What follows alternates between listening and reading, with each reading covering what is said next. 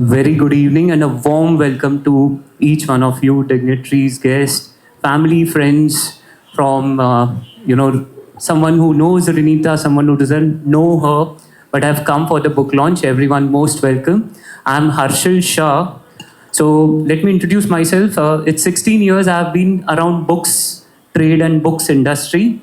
And it's like coming back home because for 13 years I've worked with Crossword and 3 years I've started my own books marketing and consultancy firm called Books Barista, where I assist authors to get published, promote, market, distribute, and I'm also assisting Reenita for promoting her book, taking her to colleges and several events.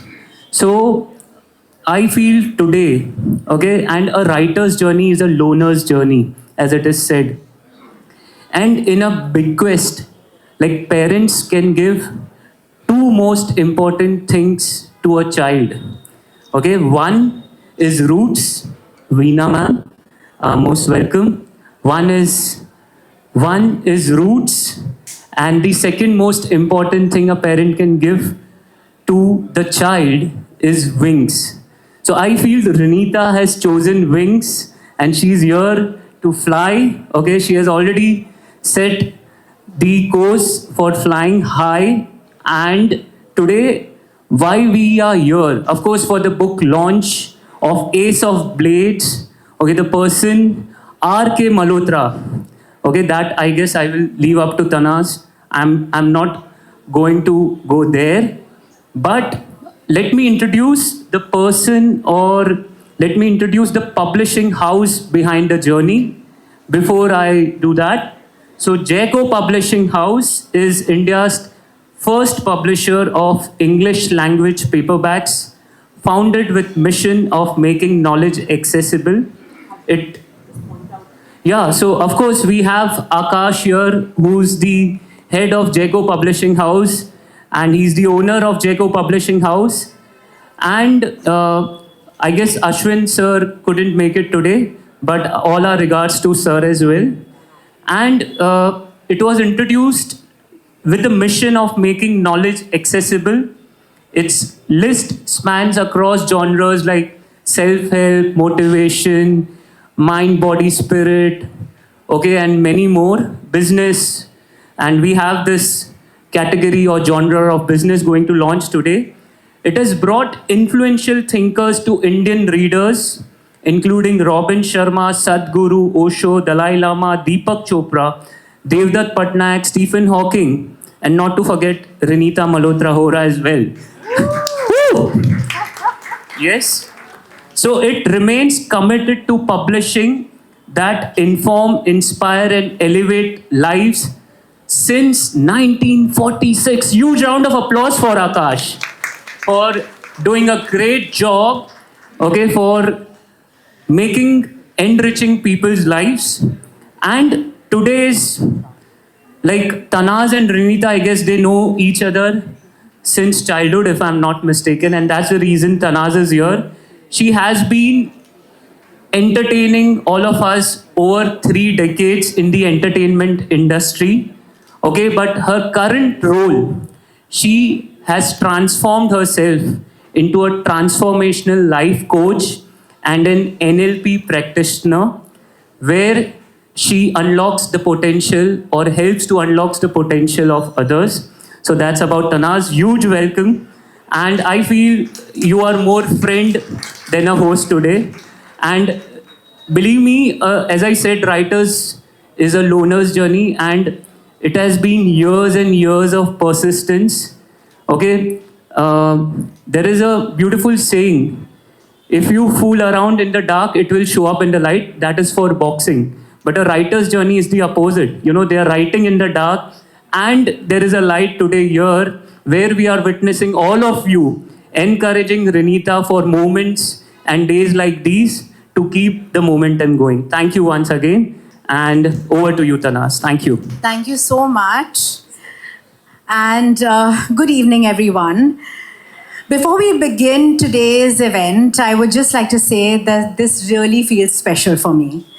I've known Reenie not just as an author, but as my friend, my bestie. From school lunches at the cathedral school where we used to hold hands and go to Bombay Gym to eat over there. And at one stage and one day, I don't know whether you remember this, Reenie, you kind of didn't like the pasta or something that was made, okay? And I looked at you when you were about to waste it. And I told you, you know something, Reenie? Our parents work really hard to collect the money to give us his food to eat.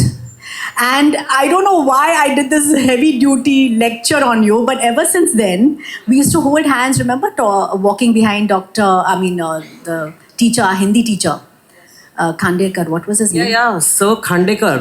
Sir, knighted. Sir Khandekar. And we used to hold our hands and walk across from Cathedral School to Bombay Gym. And that's how I think we started our friendship. And it was filled with childhood giggles, silly dreams that we used to talk about, to the moment she introduced me to theatre and unknowingly changed the course of my life. Yay! We did so many plays, and I remember all the gollywog wigs used to bring from London, the yellow ones and the blue ones, and that we used to wear, and we used to, enact on stage at the Cathedral School annual day functions and etc., etc. But life took us to different places. She's in California now. We don't meet as often, but I guess some friendships don't need constant presence. They're built on intention, love, and genuine pride for each other. And I'm super proud of you today. And that's what this is for me. This book is not just a novel, it's a deeply personal tribute. It's about legacy, courage, and grit, and a father who built something extraordinary, and a daughter who chose to tell that story with honesty and heart. I'm incredibly proud of her for holding her roots close while spreading her wings far, and for turning memories into words that will now live on forever. So let's take a moment to celebrate Ace of Blades, the story behind it, and the woman who wrote it. A big round of applause for Reenie. And today, as our chief guest, to honor the book and, of course, to honor the crowd, we have Dr. Niranjan Hiranandani. Please, can we have you on stage? He is not only the founder and chairman of the Hiranandani Group, and the visionary real estate developer, widely recognized as a reality czar of Indian real estate. But he's also a family friend. And this man has definitely given us a lot of complexes. The Hiranandani complexes. I mean, there's no place in Mumbai that you can go without bumping into a Hiranandani complex. Thank you so much for attending today. And one of the first questions that I would like to ask you is that your father and Mr. RK were friends, right? So, and you mentioned somewhere that he was your favorite uncle. So what was so special about this particular uncle?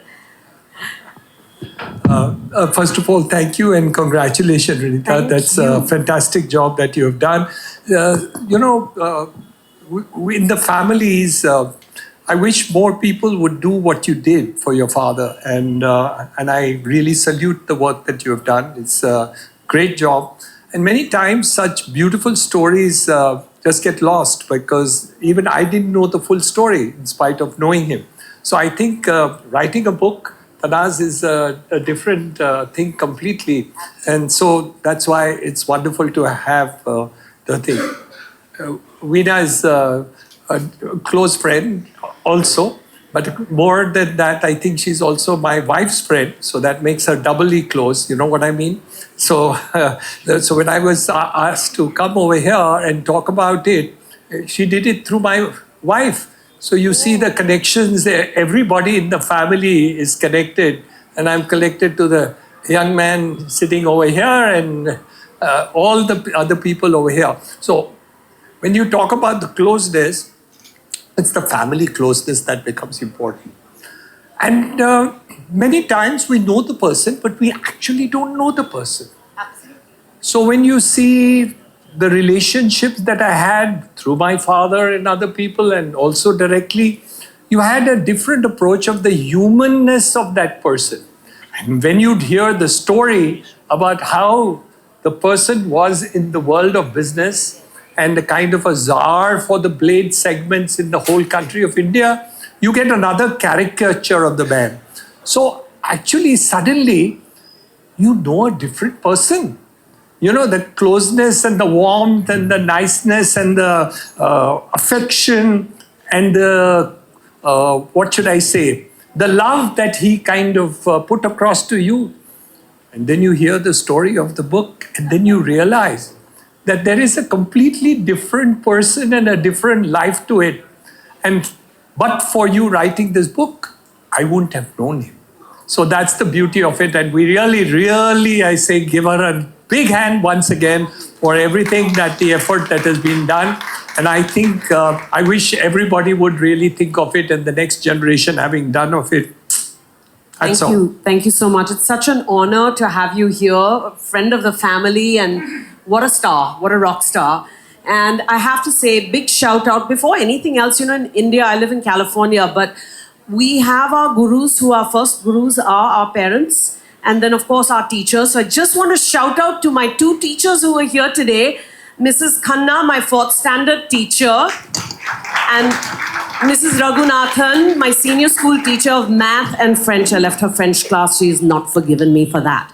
But I have to call them out before anything else. And my family, my mom, Veena, my brother, Raju, my sister-in-law, Kunika, my nephew, Rohan, and of course, my wonderful daughter, Ilya, who I love. This is my family. They are here. And Tanaaz, I'm going to hand this over to you because the story comes from Mom and Raju Bhaiya. I know. So, yes. Actually, the story wouldn't have been complete if we didn't have the family members rallying around and giving their inputs for the story, and also the staff members who I want to definitely call up on stage. You know, it's one thing, like Dr. Hiranandani said right now, to know a man personally. But when he's got to, you know, he's pitted against his rivals, when his entire company that he's built is brought down to ground zero, what does he do then to build it all up again? And then again face, you know, a battle, company battles, internal battles, family battles, and so many other things. And then he comes up again and again. This is definitely a story to be told.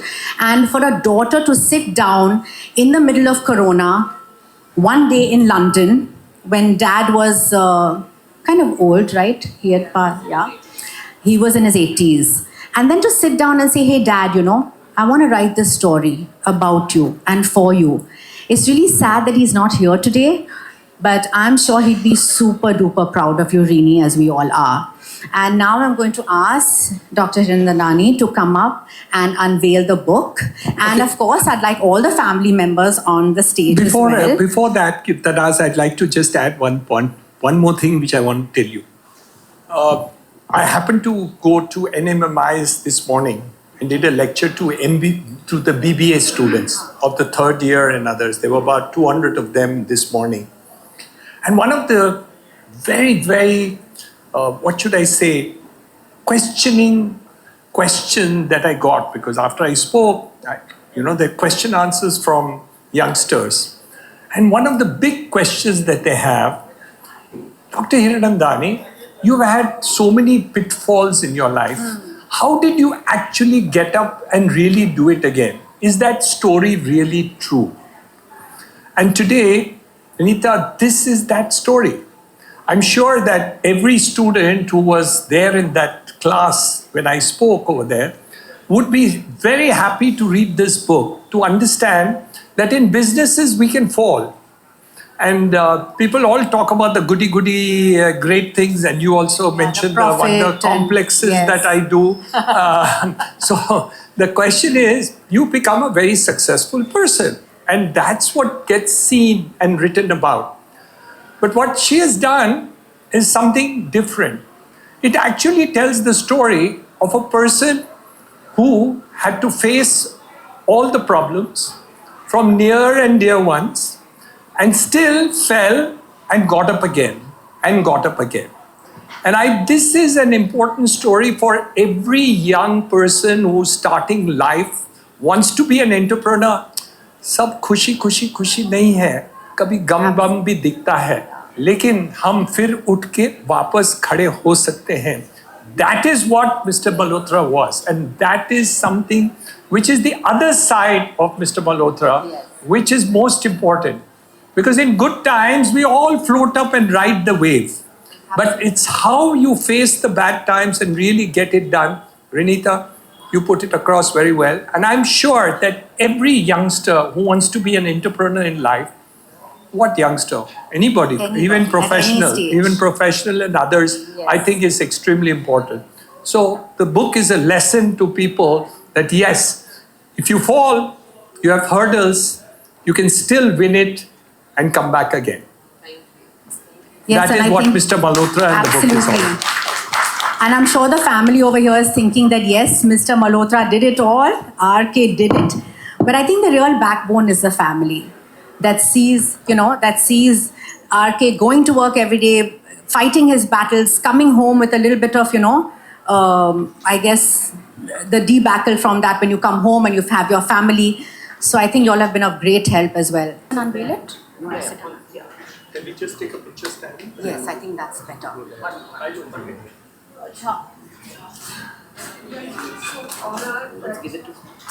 Efforts go in vain. In spite of meeting with difficulties, barriers, cheating of people, all kinds of things, his efforts didn't go unnoticed. And finally people will know what he went through. And that has always been the case. I was hoping that it wouldn't just go into ignominy, because it is such an important part of history. And I'm so grateful that Reenie did it. Of course, Topaz stainless blades, I kid you not, was a very big part of my life, because every week when we finished seeing that one movie on Doordarshan, it would be sponsored by Topaz stainless blade. Does anyone remember that? Yes. How can I ever forget? And to actually think that my friend's dad, created that, owned that, is amazing. I'm so proud of him. And these are members of the staff who, of course, without which we cannot run any company. Mr. Vyas, Mr. Goel. We are family. Actually, they're family. They're more family. Yeah. 25 years in one company, then you're definitely family. Here you go.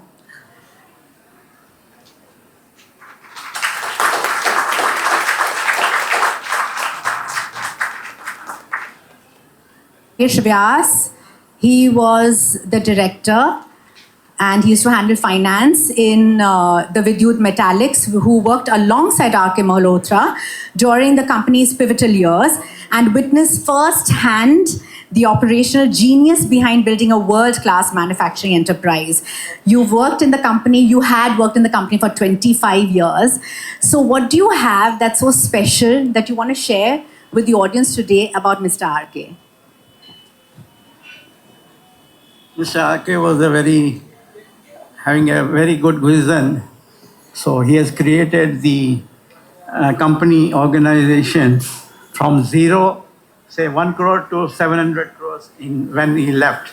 Wow. That is the main reason behind this.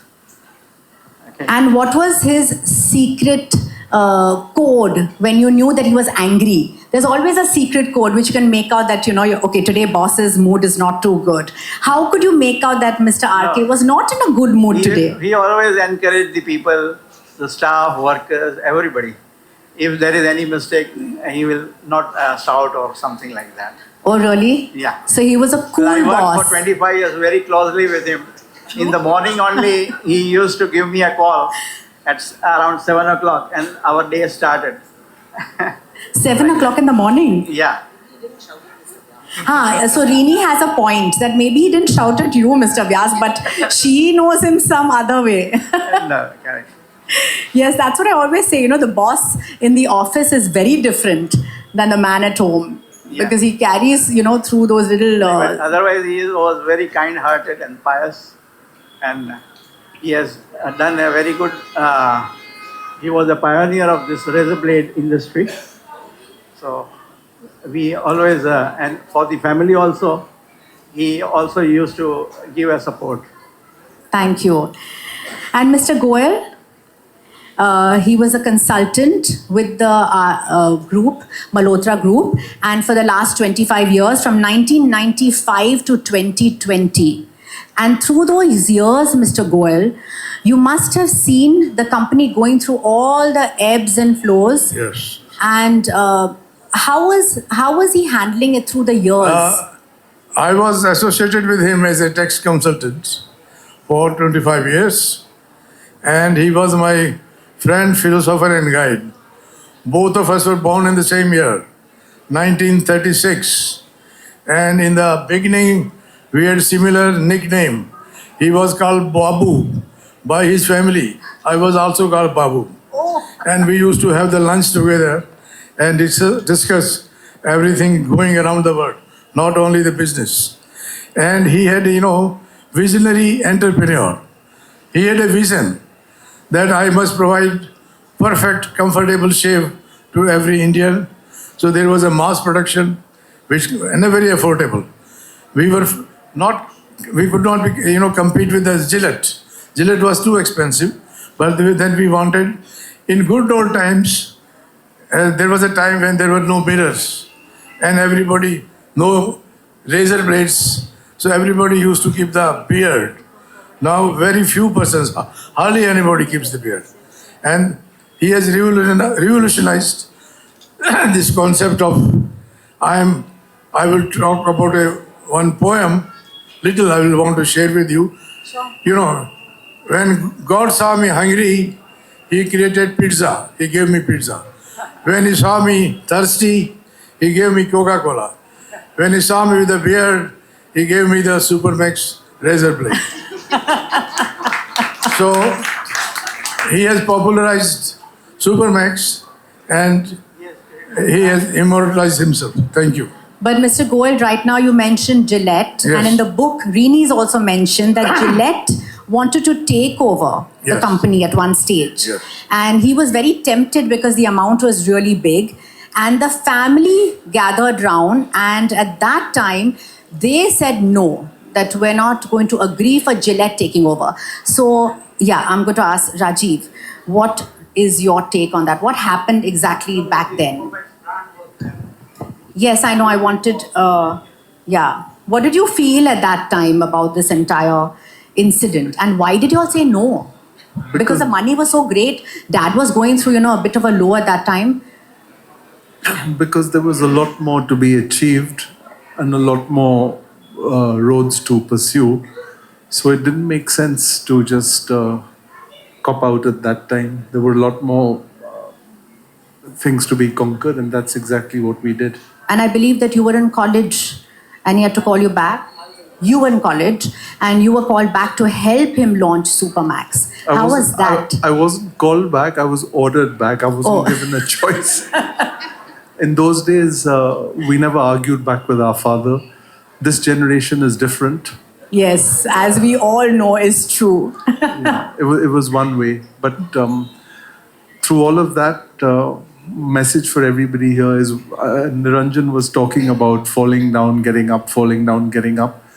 I think the more you fall down, what won't kill you will make you stronger. And I think if we go through these experiences, we emerge like a polished diamond. So if you don't have these challenges in life, then it's not worth it. It's good to go through these experiences. Yes, I agree with you. I think there's a lot more that you can learn from failure than you can learn from success. Absolutely. Yes, you want to say? Yeah, if I could just quickly add, towards the back of the book, I've got 30 principles of R.K. Malhotra, life principles, which were sort of intertwined with his business principles, his personal principles. And my brother Rajiv, my nephew Rohan, really helped me get these together. He hand-wrote them in a letter to Rohan. That was very special. Rohan, please, this is Rohan, for everyone who doesn't know. So none of us got this. Rohan was the special guy who got this. But Raju Bhaiya really helped me sort of understand those life principles, gather them, put them together. And he's been sort of spewing that wisdom ever since. So I'd love to just get your take on which one stands out the most. One or two. Very difficult question to answer. But Do you remember them, Raju? I remember them. Others are putting him on a spot. I remember them, but one of the ones he said was, all success in life is 99% luck and 1% bloody good luck. I love that one. I read that myself and I'm like, I'm taking this home. And the other thing which I can never forget is that he pulled me out of school at a very young age, ordered me to work, and my father's way of working was very, very intense. It was 8 to 8. There was no break. You were literally working. And I think about 3 or 4 weeks after his intense training, working, I said, Dad, when do we get a holiday? And he looked at me and he says, what do you mean holiday? He says, your life is one big holiday and work is part of it. And that changed my whole perspective to how we work and how we do business. And just one more thing before I give the mic to Mom. There's one thing that I thoroughly disagree with my dad and I don't follow today. My dad used to always say, and he's right over here, he says, don't look in the rearview mirror, don't live in the past, traffic lies ahead. But I had to counter my dad on that. I have to do it because if I don't look in the rearview mirror, I'm not looking at my dad. So there's a contradiction here. I have to keep looking in the rearview mirror to the extent of learning what my dad did, what he experienced, what he taught us, and not to make the same mistakes. Yeah. I have a real valid question for you, Veenanti. You know, the subtitle of the storybook is Generational Family Conflict. Right? That's the subtitle of the book. Yes. He was the youngest of 3 brothers. He did all the work, right? He held that company up there all the time. That, of course, shaped him, but it also kind of tore the family apart at some stage. I would like you to draw light on that because nobody would know that story better than you. No, but the thing is, which is what I wanted to say, when Gillette came up with this whopping offer, and this was before we talked about billions and trillions, and Rocky walks up to me, he says, Mom, how would you like to have your own personal plane? And we can move out of Manik to wherever you want and we'll have our own personal plane. I said, what for? He says, Gillette is making such a great offer. And funnily enough, and my husband was very keen to sell out. He said, I'm fed up. You know, Reeni, Raju and I opposed it so vehemently, so strongly. We said, no way.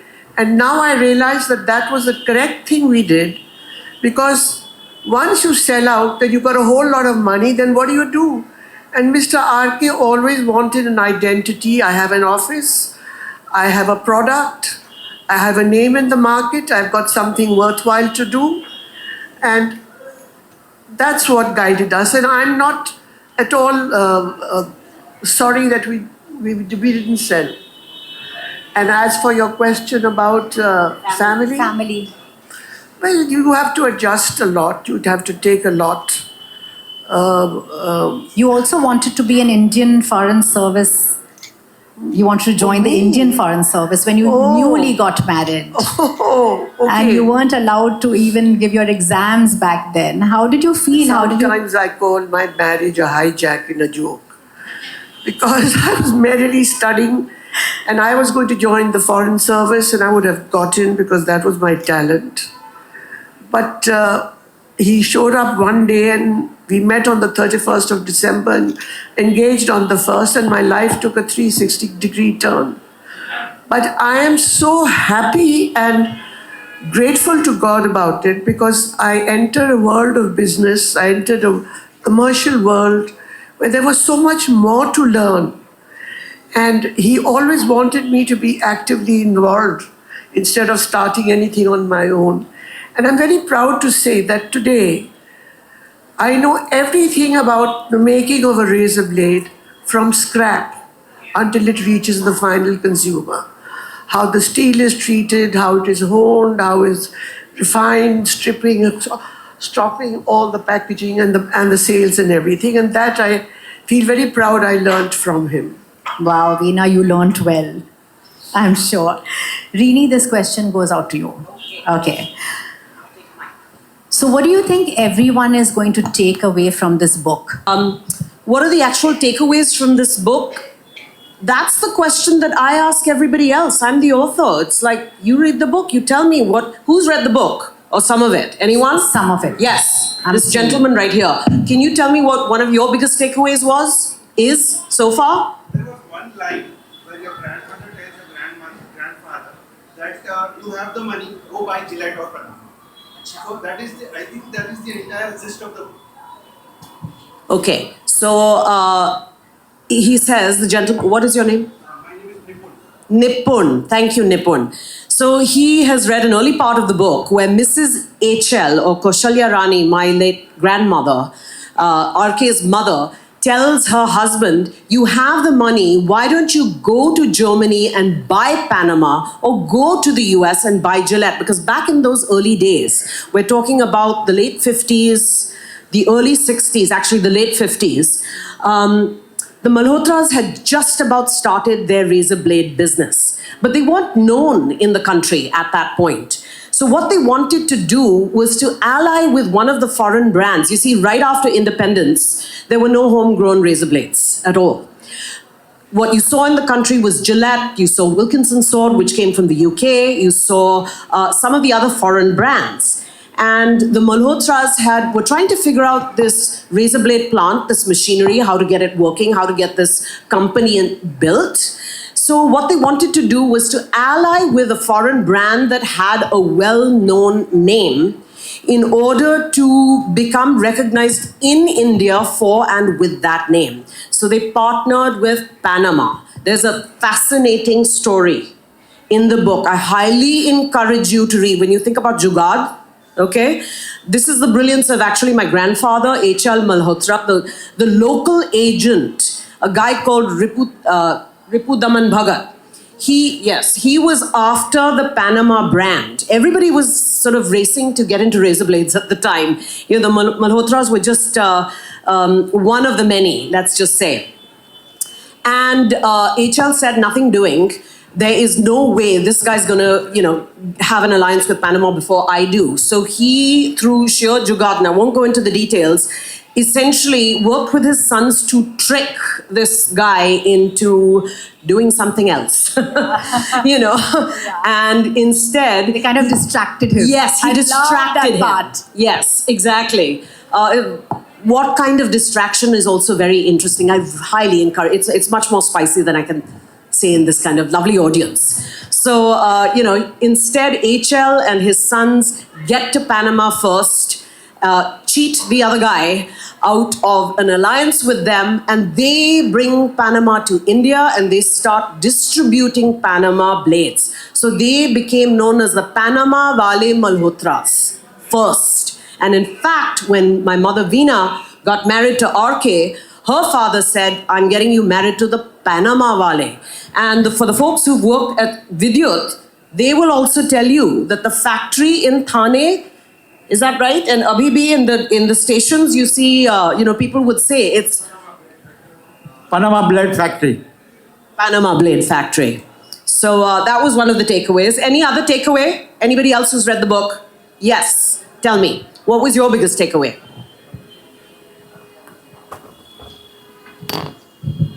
Yes, my name is Pushike Pujari. I know all. Oh, Mr. Pujari, we almost thought you wouldn't make it. Yes. Yeah. Yes, he is also part of the staff, Yeah. part of the entire legacy. He's worked. Yes, I am part of the Yes. Malhotra's family. Yes, of course. I call it as a Malhotra family. I was with last 25 years with Malhotra's. I don't call it Malhotra, I'll call it as Vidyut. It started with Vidyut. When I joined the company somewhere in 1982, I had to catch hold of the auto. When I say Panama blade, everybody took it directly to the factory. If I say Supermax or something else, nobody knows where is the Supermax or other company. If you say Panama, till today, if you say Panama, the people will drop inside the factory. That is started with the Panama. Thereafter, I know Panama was there, then there was a topper, there was a Supermax, there was a 3 blade, 4 blade and all. Because I continuously with the with the families of Malhotra. Maybe I was a very small guy, small man. I may be the one of the youngest. Maybe. Every drop of water makes the mighty ocean. I don't know, because all these credits goes to the Malhotra's family, because I grown up. I am standing in somewhere, maybe it is not, I cannot say, because all credit goes to R.K. Malhotra. He taught me so much courage, intelligence, how to work, how to deal the people. This all I learned from Mr. R.K. Malhotra. I worked with R.K. Malhotra. I worked with Mr. Rocky Malhotra. Then lastly I was with Raju Malhotra. He is still sitting in there. He is not looking at me. Lastly I was working with him. Then entire family, I know all the family is member of the Malhotras. Thank you so much. So, Please have a exactly. seat. Yes, Please sir. have a seat. And there was another interesting part in the book, actually, Reenie, that you can put light on, that Dad was actually exporting rhesus monkeys to America for the polio vaccine experiments.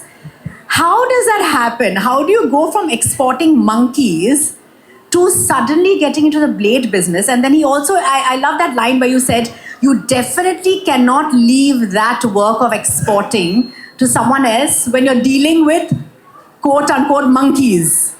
Absolutely. So how did that happen? How did that transgression happen? So even though the Malhotras are synonymous with the word blade, right?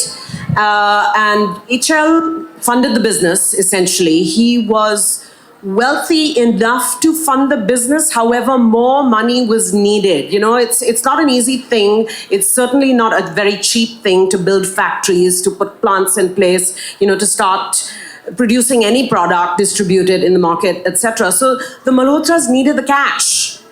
And my mother will tell you that HL said to RK, you better go and raise this cash. It wasn't just RK, it was his brother SN as well. And how are they going to raise the cash? At the time, there was a race to cure polio. The polio vaccine. Exactly, for the polio vaccination. And the research that was being done was coming out of Europe as well as America. And they specifically needed rhesus monkeys, which only, come from India. And there are horrible, I will not get into the awful animal rights aspect of this. Actually, my publisher and I had a lot of discussion about this because it's not a very pleasant that way story. But suffice it to say, there were a lot of people in India, including Prem Narayan, who was one of my father's really good friends, who out of Delhi was also exporting monkeys. Sorry, Prem Anand, not Prem Narayan. I'm getting it wrong now. Prem Anand. So the joke was always that, before RK got into the razor blade business full on, he was in the monkey business. I'll let the family members share some light on that. Yeah. So my father was exporting monkeys, going on these long distance planes for the vaccine. And the only most interesting story I remember about this incident is that one day he was in somewhere in New York, in Manhattan, and he was at some bar, and some African American guy came and started talking to him and asked him what he did. And my father looked at him and he says, I'm in the monkey business. And Can we all have a round of applause for Monica Barman? She's also the younger sister of RK and the director of Dabur India Limited. Maybe have you on stage, please. Yeah, just. Yeah. Yes. So he was in this bar, and this African American asked him, what do you do? And he says, I'm in the monkey business. And I think he was nanoseconds away from quoting my father, from his head being on the ground and his body being here. And he quickly pulled out some, very, very quickly pulled out some license or something showing that he was exporting monkey and vaccine, and that kind of saved his life. Otherwise, that would have been a big disaster. that's the story I remember, and I will pass the mic to my mother for other thoughts on this. No, so SN used to collect monkeys from the forest. I think used to cost 2 rupees or 3 rupees a monkey or something. And they were being sold to Glaxo Laboratories in England. And RK had to take them to Pfizer in America. And he had to fly with the monkeys, look after them, clean all that dirt. I've heard those stories. That was really an achievement too. But they managed to rustle up enough money to buy the first razor blade plant. Maybe Sweetie has something more to add. I don't know. Question for her. Yes, She's going to ask. Everybody, this is my Buaji. This is RK's sister, his favorite sibling, his favorite person, forget sibling, I think. Mrs. Monica Berman, she's the director of Dabur India. I know her as Buaji, but many people know her as Sweetie. And I know that Tanaaz has an interesting question for her. Yes, I believe you were the reason that Veena auntie eventually got married to Mr. RK. Can you please tell us the story behind this? It's a very interesting story and we would like to hear it from you. Well, we were in college and in St. Bede's in Simla, and my mother was always on the lookout for a pretty girl. So I found Veena. She was, I think you were senior to me by 1 year only, no? And then I wrote to my mother. And I told her, I said, there's this very pretty girl, if you're interested. So my mother came and she brought her son also, who was the bachelor. And they all found her and said that, oh, she's very pretty. She has to come into our family. And that was it. I'm amazed, and the school authorities had no say in this matter. No, This entire Malhotra family ascended onto their school in Shimla. Fantastic. What was your relationship like with Mr. RK? We were very close. He was my youngest brother, and he always used to buy me things when I was in college, and I didn't get much money. So he always used to get me presents because he used to travel abroad, and I was very, very fond of him. And what was your take when he finally decided that, yes, I am going to start and get into, the blade manufacturing business? Did he ever share any of his secrets, insights? Was he a very open person? No. That was actually, it was my father's decision. Okay. And my father and his 3 sons, they all got together and they went into the blade business. And you all never wanted to join the business? No.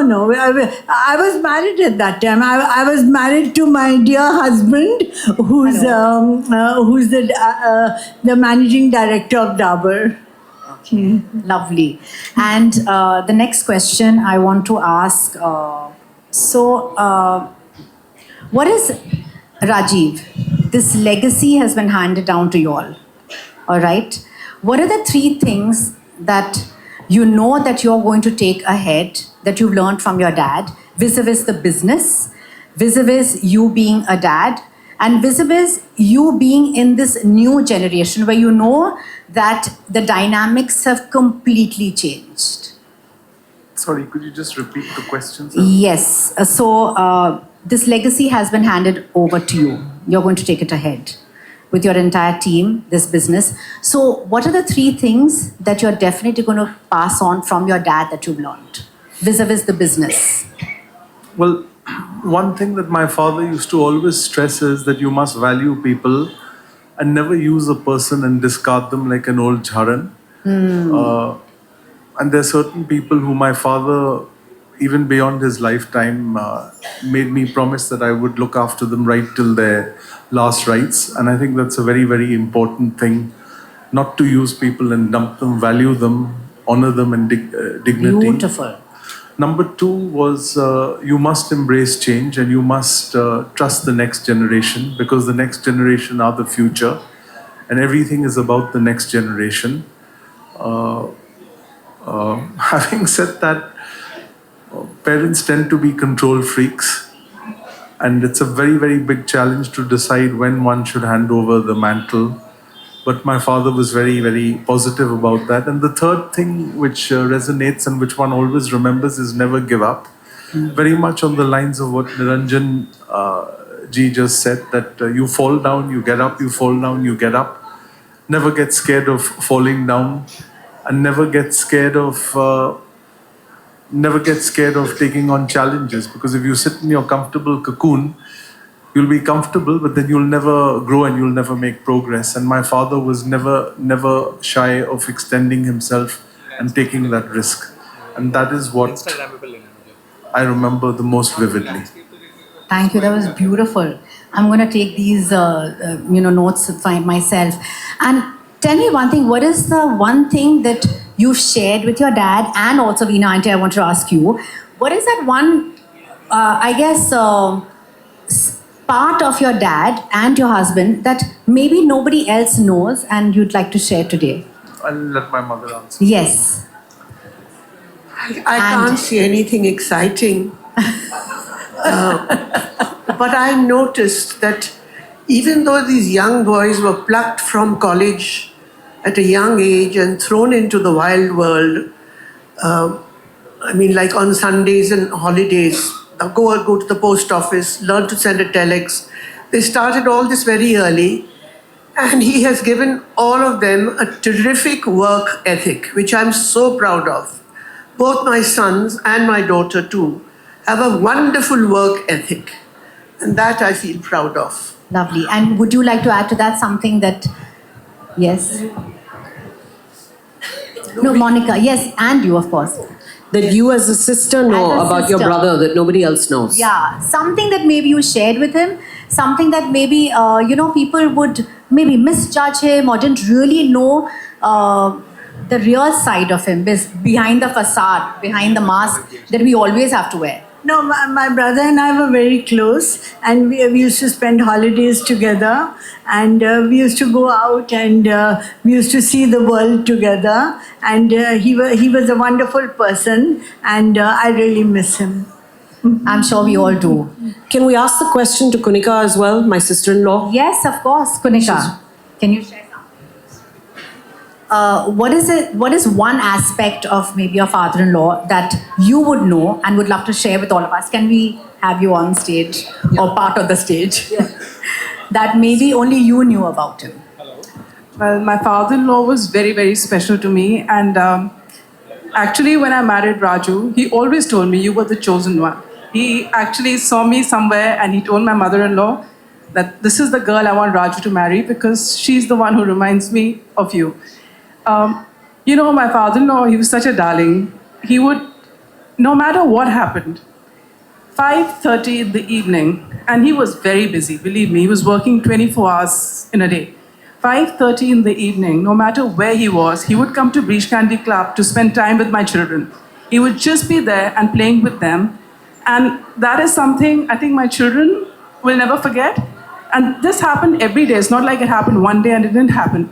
And if he couldn't come for some reason or meet them one day, then he'd come home. And which mommy doesn't know, every time he'd come, he'd bring a little packet of cash for me. He said, go, spend it on your parties. So, he was a very generous man. At the same time, he was a very principled man. And I think I've learned a lot from him. I've grown in this family. I was 21 when I got married. And I think I owe it to him. I've learned so much from him. So, two things I remembered which are not in the book. Quotes keep coming back to me. So my father used to always say, the man who never opened his mouth never regretted it.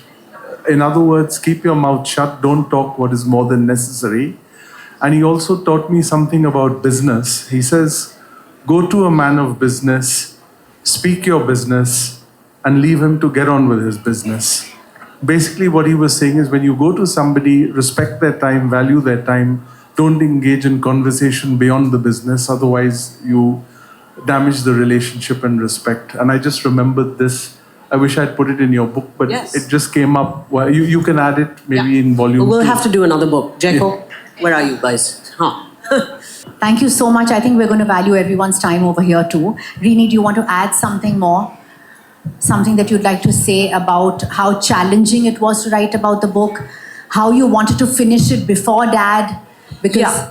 you know It was challenging, and I did want to finish it before Dad, but he wouldn't give me time of day. I've been telling everybody it was at least the last 10 years of his life, if not more than that I was hounding him, and I've been using the word hounding because that is the only word to be used. And he was not willing to talk. He said, no, I'm not ready, dekha jayega, we'll see the next time I see you, etc. This went on, and I was going nuts. I never thought this would be done. So then, what was the final, day then when you decided that okay, this is it? I'm going to start.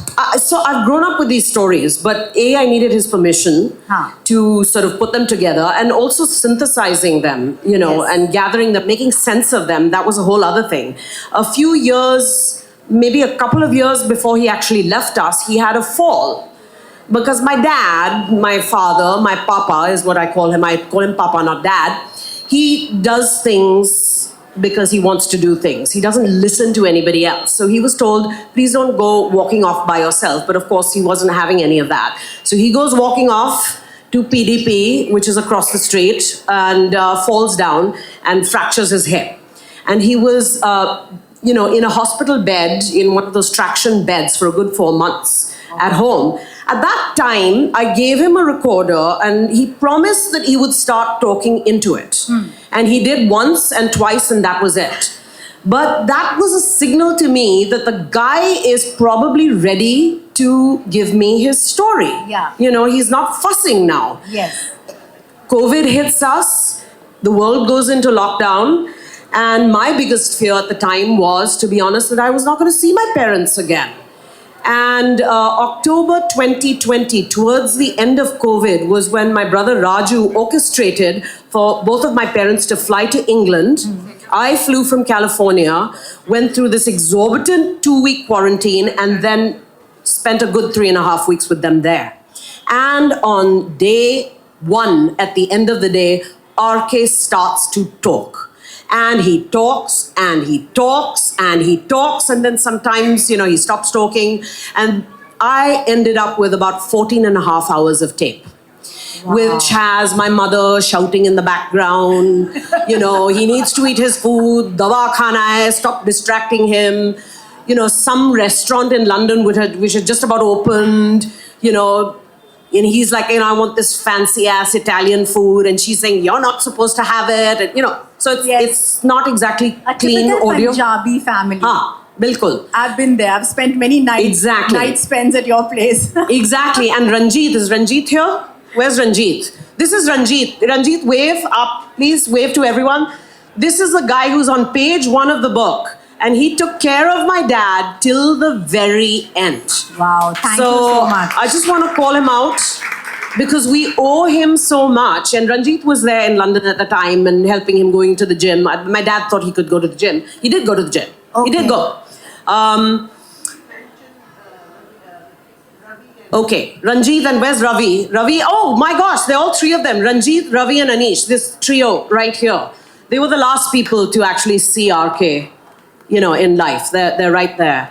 So that's when it actually all started coming together. And then after that, I was thinking, time has passed. There are many people who are at a senior age. What if they don't last? And I was in a hurry to interview whoever I could. Yeah. Anybody from the family, if they would talk, staff members, colleagues, I know you said you were racing against time. I was. To get to them. I was. Hear their part of the story. To hear their part of the story and to sort of, validate everything that my dad had said, because he was a raconteur. He could have you eating out of the palm of his hands in 5 minutes. And I have often questioned, is that really the truth, or is that just, RK's version? Yeah, a figment of his imagination. Yeah. But I was very happy that all the stories checked out, every single one. And 2 of the contributors to the book, I just want to call them out, Mr. S.K. Court, who was working in international sales, and Mr. Ernest Wade, who was an engineer who RK had hired initially from Wilkinson Sword. Yeah. They gave me fantastic interviews. They have chapters practically dedicated to them and what they said, and they are no longer with us. They did not, unfortunately, they passed away before the book was actually published. Oh my God. So Was I in a hurry to get this done before Dad? Yes. But you know what? It's here, and I know everybody makes a big deal about book launches. This is day one. Books are here to stay. They're here to last. They're here forever. We authors, who are the other authors, you know, it's not about the launch. These are the classics and need to be the classics. So it's about every day hereafter. Yes, Raju. And I'm signing books, by the way. So Yes, well, yeah, she's signing books. Reenie's signing books right after this. And Raju, I'd like you to add something to this. yes. So, you know, the way artificial intelligence has started taking over all our lives, I really wish, and this is some advice I'd like to give everybody in this room, particularly the younger generation. When our loved ones are gone, that's when we regret that we didn't spend more time with them. That's when we regret that we didn't take more pictures. That's when we regret that we didn't create enough memories. So my advice to everybody is that while you have your loved ones with you, take the more recordings you make, the more pictures you make, the more memories you create. It's just not enough, because once they're gone, those memories are just priceless. And today I see younger people using artificial intelligence, taking recordings, because when a person goes away, so many memories, so much knowledge, so much information is just gone with them. And I think the biggest challenge is how to capture that. The more you can capture, the better it is. And I think Reenie realized this, and I think it's great that Reenie's been able to capture so much knowledge and information.